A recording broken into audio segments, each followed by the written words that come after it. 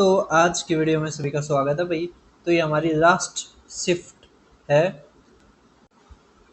29 अक्टूबर 2023 की। ठीक है, सेकंड शिफ्ट। 4 शिफ्टों में पेपर हुआ था, अब की बार भी 4 शिफ्टों में है। ठीक है, तो अब लास्ट शिफ्ट है हमारी। तो इसके बाद हम सीधा जो पेपर है 6 तारीख का वो सोल्व करवाएंगे।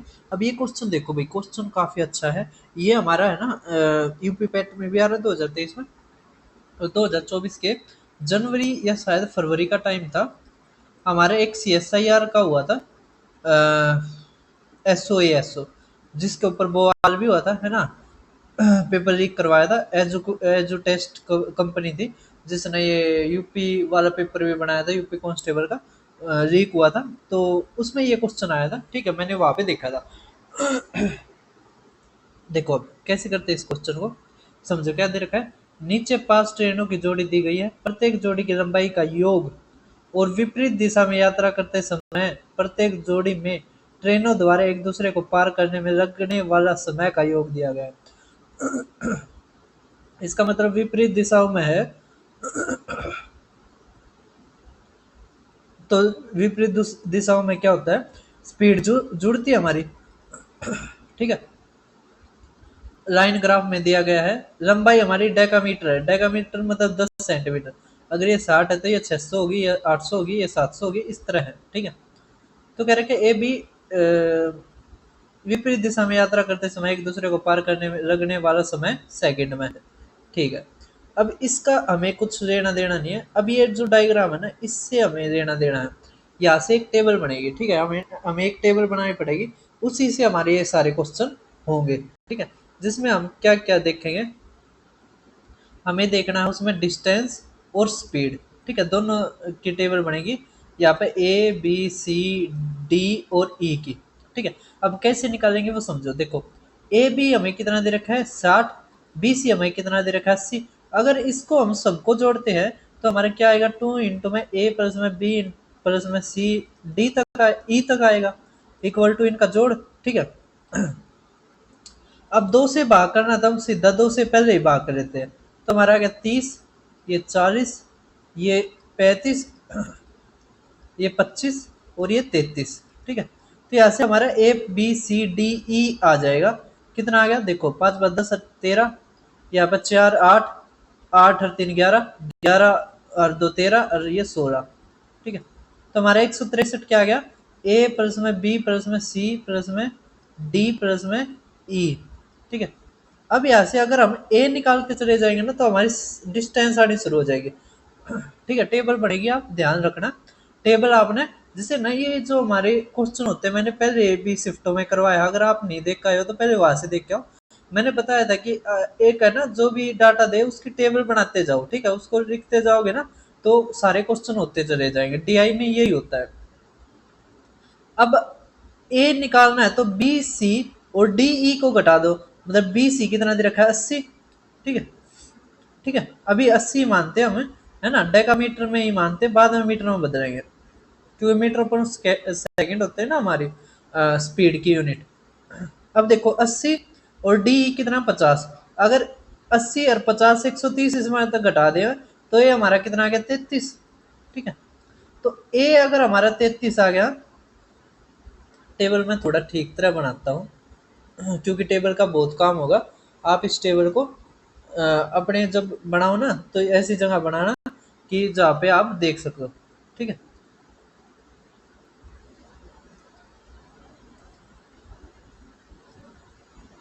ये डिस्टेंस, ये स्पीड, है ना, ए बी सी, ये डी और ई। ठीक है, अब ए हमारा कितना आ गया 33। अगर ए हमारा 33 आ गया तो ये कितना बच गया हमारा, 60 में से 33 गया 27। ठीक है, तो यहाँ से 27 आ जाएगा हमारा बी। अगर बी 27 आ गया, है ना, तो 80 कितना आ जाएगा, तो 30 50 और ये 53 आ गया। ठीक है, अगर सी 53 आ गया तो डी कितना आ जाएगा, तो 17 आ जाएगा। अगर डी 17 आ गया तो 50 और ये कितना आ जाएगा, 30 और 33 आ जाएगा हमारा। ठीक है, तो ये हमारी डिस्टेंस आ गई। क्या आ गई हमारी ये डिस्टेंस आ गई। ए बी, देखो लास्ट में क्या है, ई प्लस में ए है, ये से आ गई डिस्टेंस। अब हमें स्पीड निकालनी है। ठीक है, अब हम ये इरेज कर देते हैं जो ये हमें दे रख, हमने जो निकाला है, क्योंकि हमारे पास स्पेस नहीं है। ठीक है, उस तरफ मैं लिख नहीं सकता इस डिवाइस से, इसके लिए वो जो दूसरे वाला था ना वो ज़्यादा अच्छा था। देखते हैं आगे अगर वो मेरा हो पाता है तो, है ना। अब देखो हमें स्पीड निकालनी है, स्पीड बराबर होती है डिस्टेंस अपॉन टाइम। ठीक है, अब देखो ये यहाँ पे स्पीड डिस्टेंस जो दे रखी है, अब ये हम 0 0 लगा देते हैं। क्यों 0 0 लगा देते हैं, क्योंकि डेकामीटर में था, हमें मीटर में चाहिए। ठीक है, 0 0 लग गया, अब हमारा मीटर में आ गया। अब यहाँ से देखिए आप, तो डिस्टेंस अपॉन टाइम स्पीड, तो यहाँ पे स्पीड का जो आएगा ना ए प्लस में बी आएगा हमारा, तो यहाँ पे 600 अपॉन में 12। ठीक है, तो कितना आ जाएगा 50। बी प्लस में सी इसी तरह करेंगे तो 800 बटे में 20। ठीक है, 0 तो 40 आ जाएगा। फिर सी प्लस में डी, तो 70 बटे में 25 करेंगे तो 700 बटे में 25, है ना, तो कितना आ जाएगा हमारा 28। तो हम इसी तरह डी प्लस में ई करेंगे। ठीक है, तो डी प्लस में ई हमारा कितना आ जाएगा, तो 500, तो 50 आ जाएगा। ठीक है, ये हमारा क्या आ रहा है, स्पीड आ रही है मीटर पर सेकंड। ठीक है, इसी तरह हम ई प्लस में ए करेंगे तो हमारे क्या आ जाएगा 66, 0/12, तो 12 पंजे तो 55 आ गया यहाँ से। ठीक है, अब ये आ गया हमारा स्पीड का। अब यहाँ से ए बी सी का निकालना है तो क्या करना पड़ेगा, इन सबको जोड़ो और 2 से भाग करना पड़ेगा। अब लेकिन यहाँ पे देखो 13 है।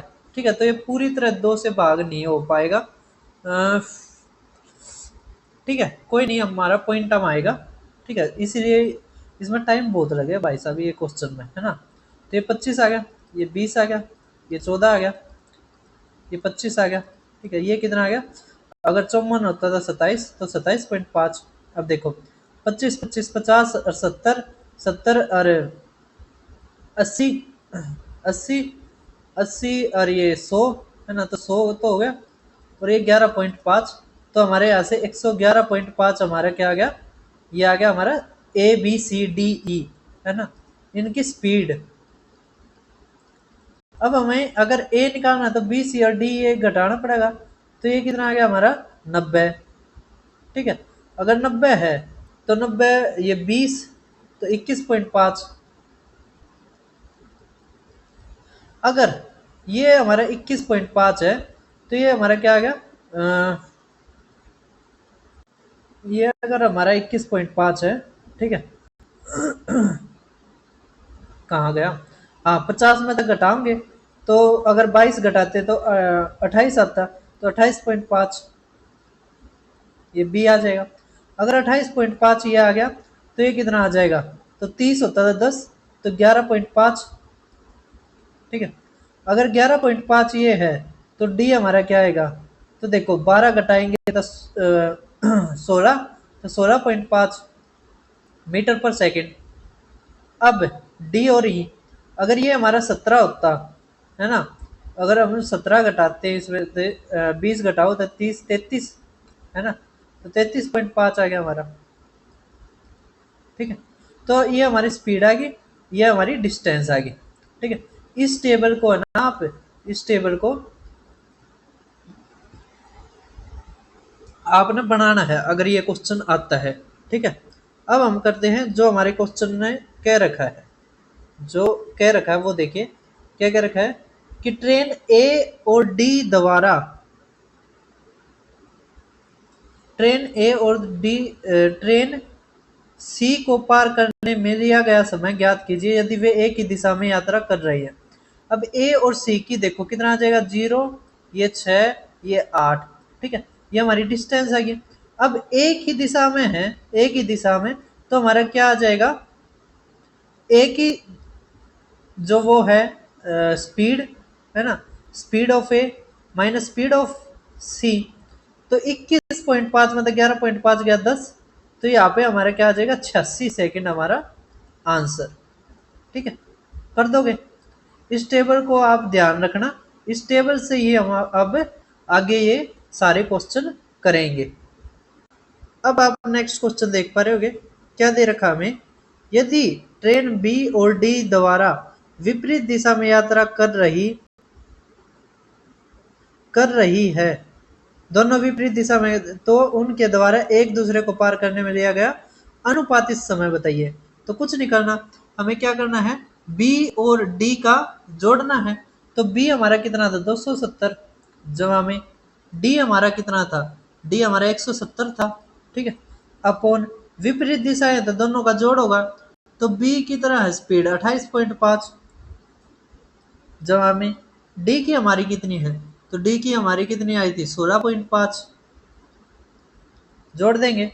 अब देखो अगर इसमें जोड़ते हैं 29, ये 35 और ये 45, तो 270 जमा में ये तो 0, ये 4, तो 4 बटे में 45 आ गया।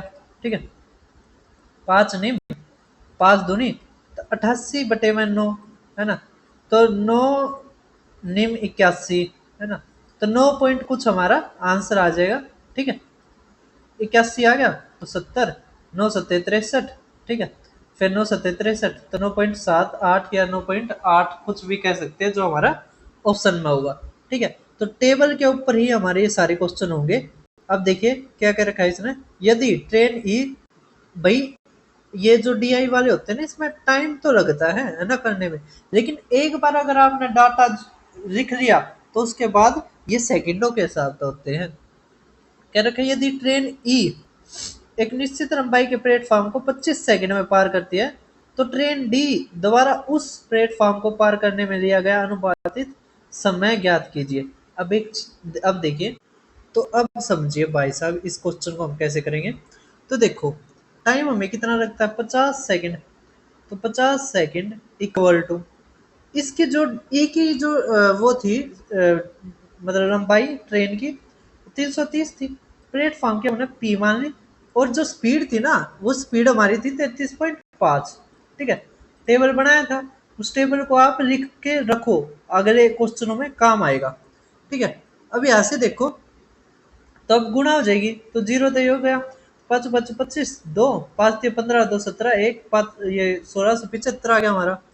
ठीक है, अब 330 घटा देंगे तो यहाँ से हमारा क्या आ जाएगा प्लेटफॉर्म की, तो हमारा क्या आ गया 1345 इक्वल टू पी।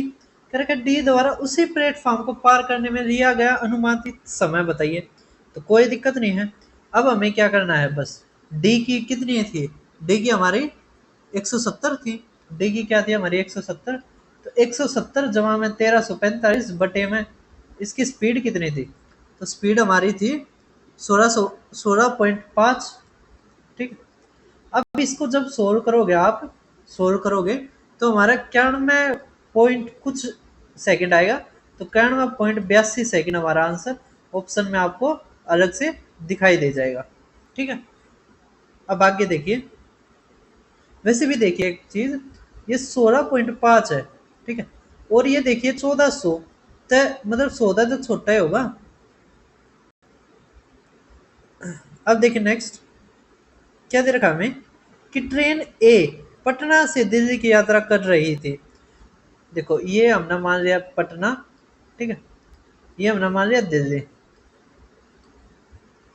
क्या कह रखा अभी इसने, कि जो ए है वो पटना से दिल्ली की यात्रा कर रही थी, जबकि ट्रेन डी दिल्ली से पटना की।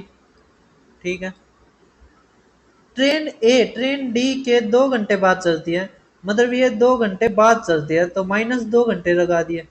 ठीक है, यदि दोनों ट्रेन दिल्ली से इतने किलोमीटर की दूरी पर है, तो पटना से दिल्ली के बीच की अनुपातिक गति दूरी ज्ञात करें। कोई दिक्कत नहीं है, अब एक चीज बताइए,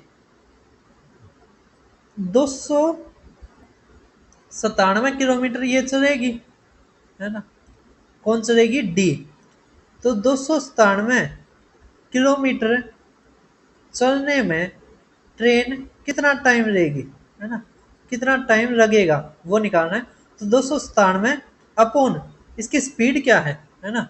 अगर बटे में स्पीड कर देंगे तो हमारा क्या आ जाएगा, यहाँ से टाइम आ जाएगा।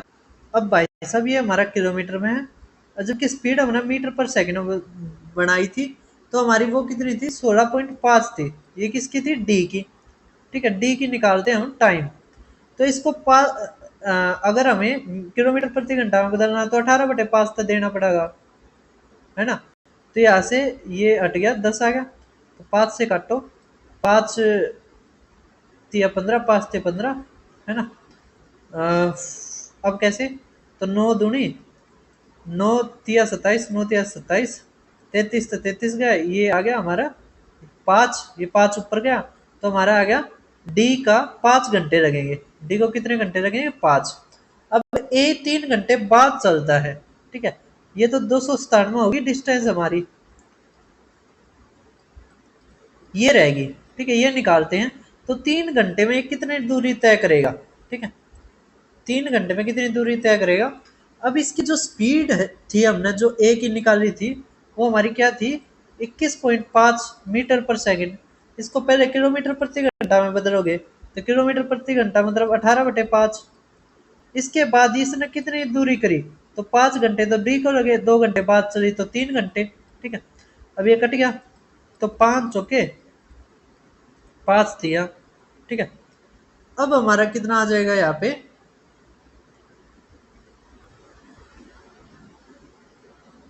5 से 10, 10 ठीक है, ठीक है। अब गुणा करो आप, तो हमारे क्या आ जाएगा, 54, और ये 43, 4 तिया 12, ये 4 पंजे 20, 15, और ये 16, ठीक है। 4 चौक 16, एक 4 पंजे 20 और एक 21, 2 ये 12 और ये 3 और 2, इतना आ गया हमारा किलोमीटर, ठीक है। ये हमारी ये दूरी आ गई कितनी, 232.2।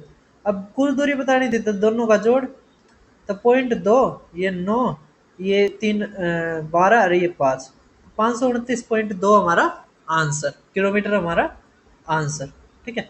तो टेबल से ही सारे क्वेश्चन होने लग रहे हैं, है ना। अब देखिए नेक्स्ट क्वेश्चन क्या करेगा, ट्रेन बी से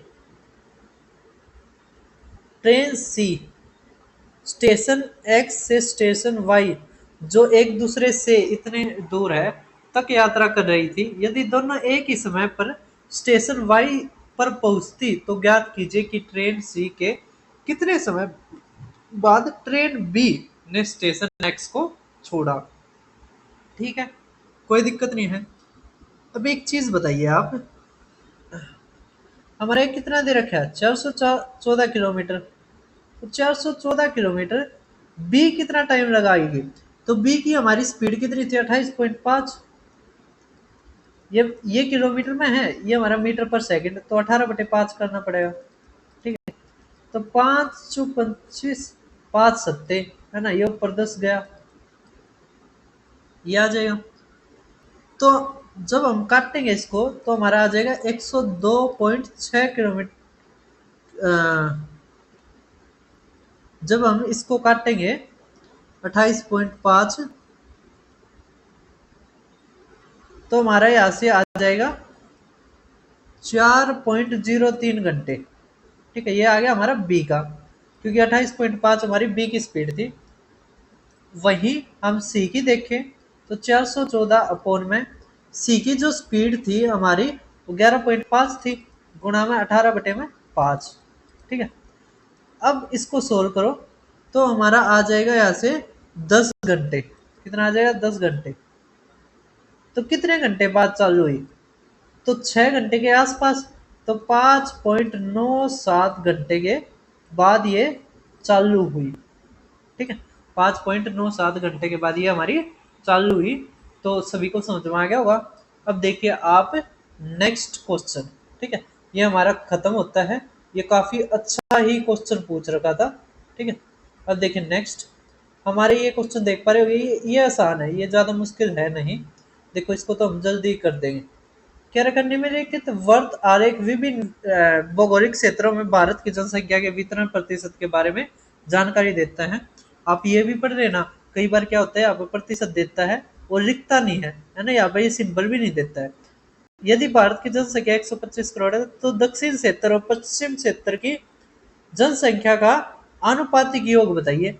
तो देखो, दक्षिण कौन सा है, ये वाला है, ठीक है, ये रहा 23% जमा में।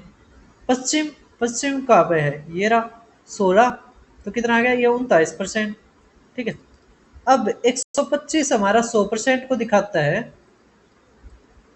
मतलब 4 और ये 5, तो हमें 39 निकालना है, ठीक है। हमें क्या निकालना है, 39 निकालना है, तो गुणा 39/4, ठीक है। तो चार कितना हो जाएगा, 195/4, तो 4 × 4 = 16, 4 × 8 = 32, है ना, 32 और ये 4 × 7 = 28, तो 48.5 हमारा जोड़ आ जाएगा, ठीक है। कर दोगे। अब देखिए नेक्स्ट क्वेश्चन, ये आसान होते हैं, ज्यादा मुश्किल नहीं होते हैं। करके यदि भारत के पूर्व क्षेत्र की जनसंख्या इतनी मिलियन है तो भारत के उत्तरी क्षेत्र की कुल जनसंख्या लगभग कितनी है। तो आसान है, कोई मुश्किल नहीं है। देखो, पूर्व का पे ये रहा, पूर्व मतलब 25% दे रखा है, कितना 25%, इतना है। तो कह रखे भारत के उत्तरी क्षेत्र की कुल जनसंख्या, उत्तरी क्षेत्र कितना है 16%, तो 16%, देखो 25 पंजे, तो 16 पंजे 80, 80 तो थोड़ा हाँ बड़ा पाओगे, 80 पॉइंट कुछ, ठीक है। तो ये आप ऑप्शन से कर लेना, ठीक है। मैं आपको एक तरह से तरीका समझा रहा हूँ। करेगा भारत के उत्तरी क्षेत्र की कुल जनसंख्या पूर्वी क्षेत्र की कुल जनसंख्या से कितने प्रतिशत कम है। कोई दिक्कत नहीं है, हमें निकालने की भी जरूरत नहीं है। देखो, भारत के उत्तर की कुल जनसंख्या, उत्तर की जनसंख्या कौन सी है ये, तो 16, पूर्व की जनसंख्या, पूर्व की जनसंख्या से कुल कितनी कम है, तो 9 कम है, 9/25 गुणा में 100%, है ना, तो हमारा क्या आ जाएगा 36% कम है, ठीक है। अब देखिए नेक्स्ट क्वेश्चन, अब आगे क्या दे रखा है,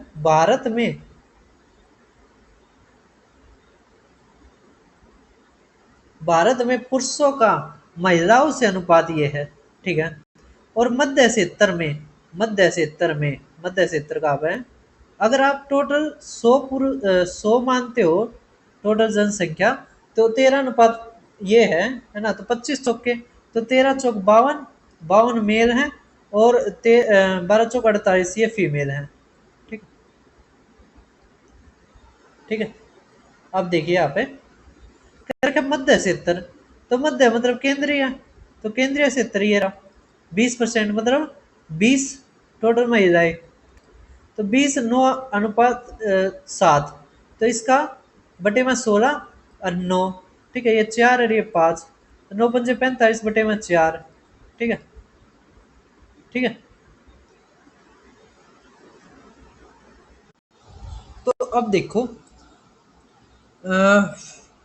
यहाँ क्या था 20/16, तो 20/16 गुणा में 7 बटे में महिलाएं कितनी है 48 गुणा में 100, ठीक है। तो 4 ये 5, ठीक है, फिर ये 4 से जाएगा 25, अब ये जो आएगा बटे में 48, और है ना एक चीज और देखना, यहाँ पे जो होगा ना, यहाँ पे जो होगा, तो इसकी गुणा, मतलब जो संख्या है यहाँ पे उनकी गुणा जमा में ये करेंगे तो 5 आएगा यहाँ पे, ठीक है। तो ये आप कर लेना, तो हमारा जो ऑप्शन आंसर आएगा 18 सही 11/48 हमारा आंसर। देखो 8 8 64 और 1 65, ठीक है, कर दोगे। अब देखिए नेक्स्ट क्वेश्चन, आप कह रहे पश्चिम क्षेत्र की जनसंख्या इतनी है जो भारत की इतने के बराबर है, यदि 50 मिलियन है तो भारत में पुरुषों की कुल संख्या क्या है। तो कोई दिक्कत नहीं है, 500 आ जाएगी, है ना। अब देखिए नेक्स्ट, अब हमारा सेकंड क्वेश्चन चालू हो गया है, ठीक है। निम्नलिखित तालिका आलेख का ध्यानपूर्वक अध्ययन करें, नीचे दिए गए प्रश्नों के उत्तर दीजिए।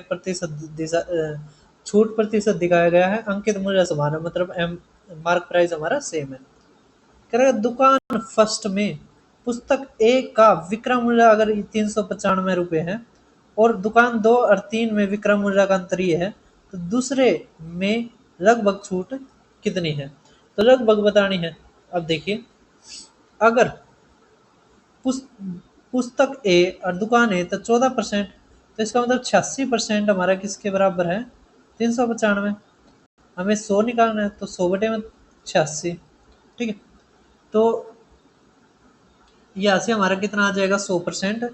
तो 459.3, ठीक है। यह हमें कैलकुलेशन करनी ही पड़ेगी, ठीक है। और हमारे पास कुछ है नहीं, अप्रोक्स में भी करोगे तो फिर भी करनी पड़ेगी। अभी हमारा मार्क प्राइस आ गया, तो मार्क प्राइस में से अगर हम, अब देखो बड़ा 25% है, तो 25% माइनस, इसको हम मान लेते हैं कुछ भी, हमने माना A%, इक्वल टू में कितना दे रखा है, 36.825। अब आपको समझ में नहीं आया होगा, ये तो विक्रम मूल्य का अंतर दे रखा है, तो मैंने कैसे कर दिया, एक चीज समझो। मार्क प्राइस होता है वो किसके बराबर होता है, 1 माइनस डिस्काउंट अपॉन में 100, माइनस मार्क प्राइस 1 माइनस में डिस्काउंट अपॉन में 100। देखो मार्क प्राइस और मार्क प्राइस यहाँ पर कट जाते हैं, ठीक है। तो ये जो बाद वाला है ना, ये डिस्काउंट बटे में 100 है ना, माइनस में ये दूसरे वाला पहले आ जाता है, पहले वाला मतलब बाद में चला जाता है। तो इससे हम ये निकाल सकते हैं, ठीक है। और मार्क प्राइस यहाँ पे आएगा ही, ठीक है, क्योंकि इसके साथ इसकी गुणा होगी ना, इसके साथ इसकी, जो इसके साथ होती है ये कट जाता है, ठीक है। तो समझाया है, उतना आ गया होगा। तो यहाँ से जब सोल्व करेंगे हम, तो a इक्वल टू हमारा 17% के लगभग आएगा, 16.98% हमारा आंसर, ठीक है। तो थोड़ी ही कैलकुलेशन करनी पड़ती है भाई, है ना, ये DI वाले सवालों में। अब देखो क्या कर रखा है, दुकान 2 और दुकान 3 में पुस्तकों का औसत विक्रय मूल्य इतना है, तो दुकान 2 में पुस्तक B का विक्रय मूल्य क्या है। अब एक चीज बताओ, दुकान 2 और 3 में B का, तो B ये रहा, ये कितना 14 और 10, इसका मतलब 12%, इसका मतलब 88, है ना। तो 88 इक्वल टू हमारा कितना दे दिया, 594। कह रहे कि दुकान 2 में पुस्तक B का विक्रय मूल्य, तो कितना है ये, 14, है ना। 14 मतलब 86, ये 88 दे रखा है, हमें 86 निकालना है, ठीक है। तो हमारा देखो थोड़ा ही कम आएगा इससे, है ना, 2% ही कम है, तो इसके आसपास का ही होगा, 650 तो होगा नहीं, ठीक है। यही हमारा आंसर होगा। तीसरा और चौथा भी आप देख लेना, थोड़ी कैलकुलेशन होगी लेकिन आप कर दोगे, ठीक है।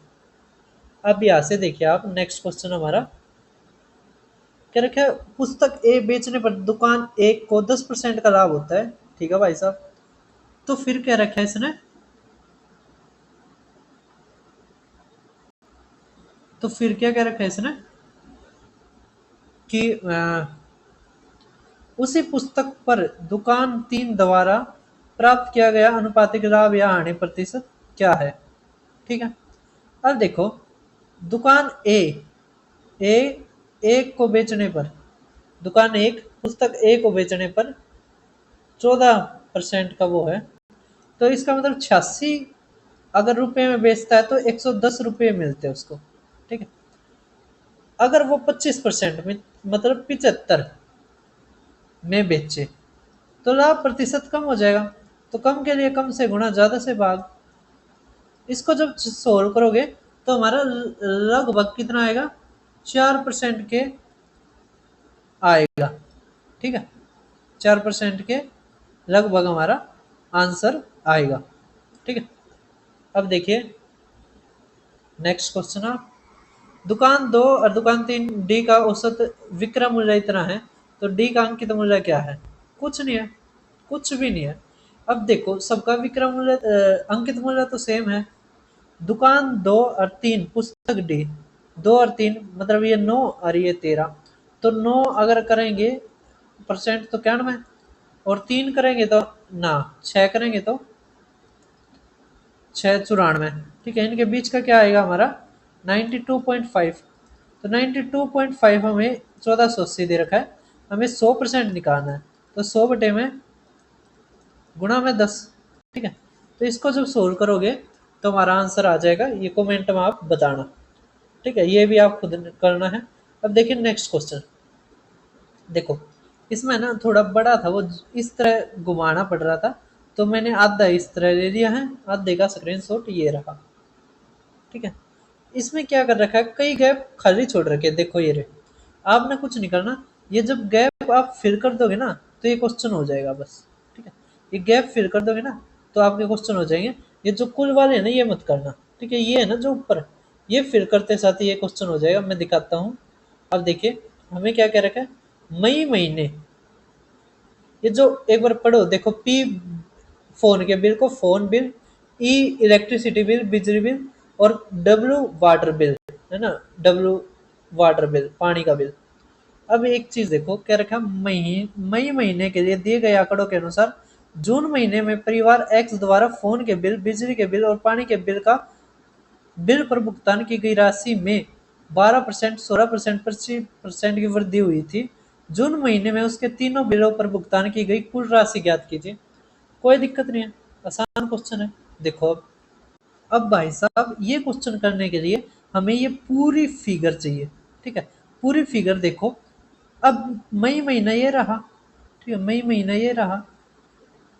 मई महीने में एक्स परिवार द्वारा फोन का बिल, तो फोन का बिल कैसे आएगा, देखो ये इन सब का जोड़ हमारा 8050 होना चाहिए, ठीक है। अब देखो 0 0 0 0, 5 10 14 18 18, 1 3 3 6 6800 आ गया। जबकि हमारा 8050 है, मतलब हमारा 7000 तो ये 1200, तो 1250 हमारा ये होगा। तो इस तरह आपने फिल करना है। इसी तरह ये, तब देखो एक चीज, यहाँ से 0 0, ये 5 9 6 15 15, ये 25, ये 35 और एक 36, 36 आ गया। अब 37 होता तो 400, अब 450 आ गया हमारा ये, ठीक है। अब इसी तरह ये मई का जो यहाँ पे लास्ट में हमारा वो था ना, अब इन सबको जोड़ के और उसमें तो घटा देंगे तो हमारा ये आ जाएगा, ठीक है। तो इनको फिल करने के बाद हमारे ये सवाल हो जाएंगे। तो ये आपने खुद करना है, ठीक है, क्योंकि इसमें ये दोनों दिखाई नहीं दे रहे इस कारण। तो ये हमारा ये लास्ट था। अब देखिए ये क्या क्या रखा है कि गुणनफल में इकाई अंक, देखो एक का कुछ भी कर लो तो एक ही रहेगा। पाँच, पाँच का भी कौन सी वैल्यू ले लो, पाँच ही रहेगा। चार, अब ये लास्ट के जो होती है ना वैल्यू, इसको चार से भाग दो तो 4 दूनी 8, है ना, 4 तिया 12, एक आ गया।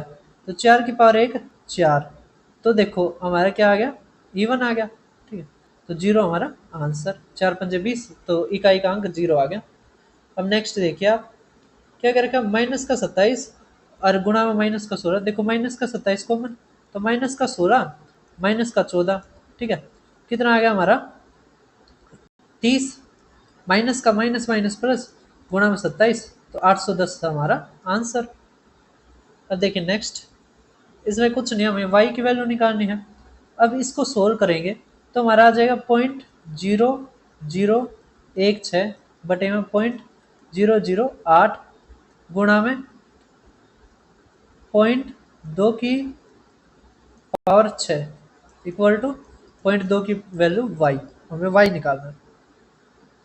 देखो यहाँ पर जीरो, यहाँ पर जीरो आ जाएगी जब ये बराबर हो जाएंगे, कट जाएंगे, ठीक है।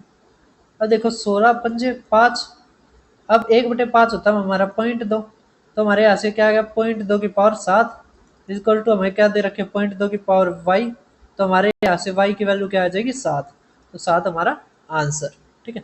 लास्ट क्वेश्चन हमारा इस वीडियो का। अब देखो इसमें क्या कह रखा है कि एक का स्क्वायर, तो यहाँ पे 3 का स्क्वायर।